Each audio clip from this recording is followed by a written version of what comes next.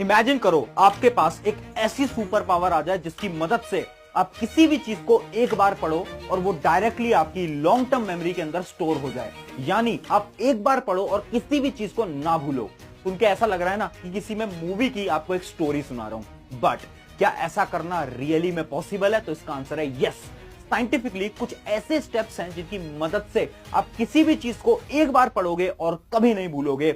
चलिए इन्हीं सब स्टेप्स को डिटेल में समझते हैं। कि जब इतना कुछ पढ़ा है फिर भी कुछ याद नहीं है, जो हमारी फिजिकल ब्रेन है उसको कैसे स्ट्रॉन्ग किया जाए। जिसकी मेमोरी अच्छी होती है उसे पढ़ाई लिखाई की चीजें, हर चीजें याद रहती हैं। तो हाय एवरीवन, मेरा नाम है Prashant, mentor of thousands of students.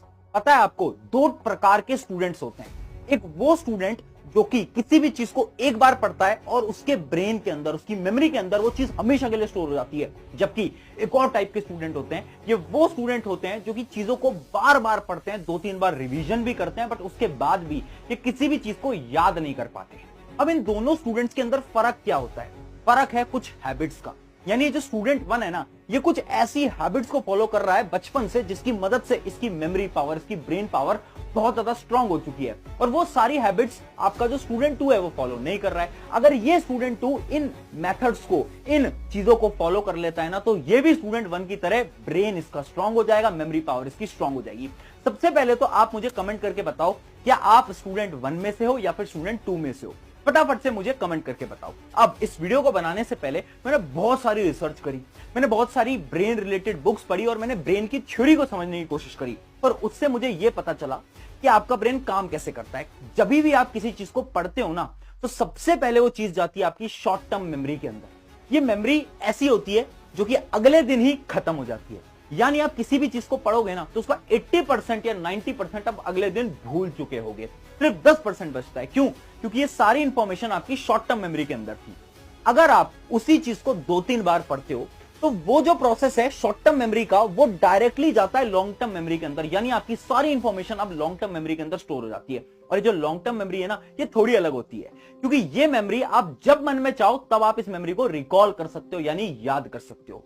अब ये जो प्रोसेस है ना, शॉर्ट टर्म मेमोरी से लॉन्ग टर्म मेमोरी के अंदर इंफॉर्मेशन को ले जाना, ये प्रोसेस बहुत ज्यादा कॉम्प्लिकेटेड होता है। बट साइंस ऐसे बोलती है कि 5 सिंपल स्टेप्स हैं, 5 सिंपल हैबिट्स हैं। अगर आप इन हैबिट्स को फॉलो करोगे ना, तो आपका जो प्रोसेस है ना, शॉर्ट टर्म मेमोरी से लॉन्ग टर्म मेमोरी के अंदर इंफॉर्मेशन को ले जाने का, वो बहुत सिंपल हो जाएगा। यानी आप कुछ भी पढ़ोगे और आप कभी नहीं भूलोगे। क्या है वो 5 स्टेप्स? एक एक करके बताता हूं, डिटेल में ध्यान से समझना। सबसे पहले हम बात करते हैं आपके स्टेप नंबर 1 की, जो कि है द मेमोरी वॉक।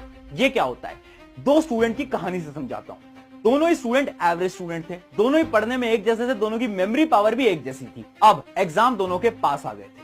अब ये जो स्टूडेंट 1 था ना, इसने एग्जाम के दौरान यानी उन 5 से 7 दिन के अंदर एक ऐसी हैबिट फॉलो करी जिसकी मदद से जब इसका रिजल्ट आया ना, तो सब शॉक हो गए थे, क्योंकि इसके मार्क्स बहुत अच्छे आ गए थे।